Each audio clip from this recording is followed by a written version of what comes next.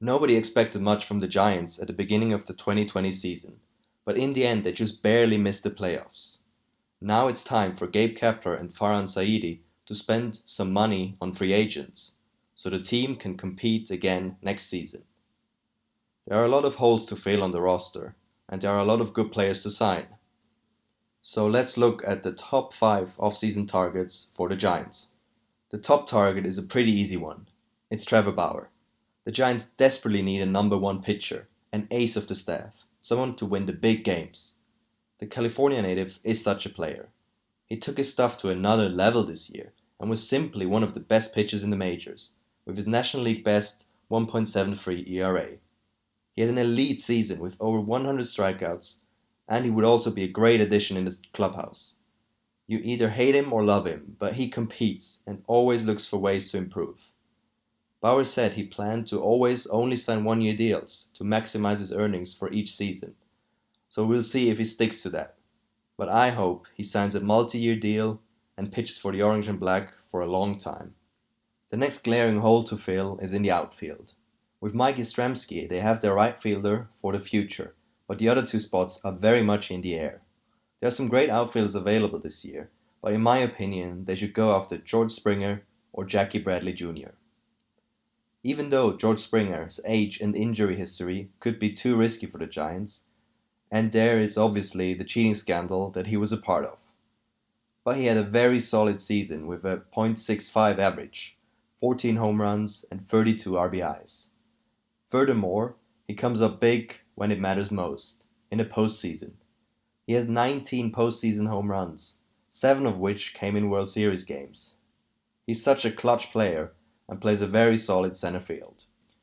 The other, much cheaper option would be Jackie Bradley Jr. His elite center field defense is a consistent selling point. His bat, on the other hand, is much less consistent and has less power than with Springer. This season, he had only 7 home runs and 22 RBIs. He did, however, heat up towards the end of the season and still managed to hit for a .283 average. Even though Donovan Solano had a great season and even won a Silver Slugger award, the Giants could use some more offense out of second base. Didi Gregorius is a shortstop, but he could move over to second base.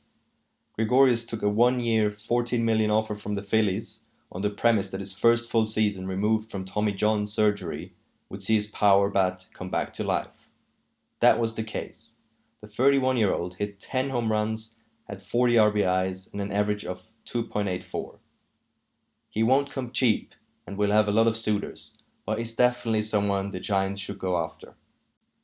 They could also use a veteran presence in their bullpen.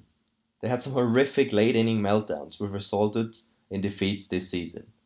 There are a lot of relievers available, but the one that stands out is Liam Hendriks. The Australian stands in his own class. He was a force of nature in Oakland. He finished the season with an ERA of 1.78, with 14 saves and 37 strikeouts in only 25 in the third innings. His great performance this season netted him the honor of American League Reliever of the Year. After a few rough years to the beginning of his Oakland A's career, he made it all the way from down under to the top and will be the most coveted reliever in this year's free agency class. Of course, it would be wishful thinking that the Giants could manage to sign all 5 players that I've just named, but I expect them to spend some money this year after they didn't make any big signings over the past 2 seasons. The money should be there, and it's time to compete again. They can't let the Dodgers win another National League West title or even another World Series.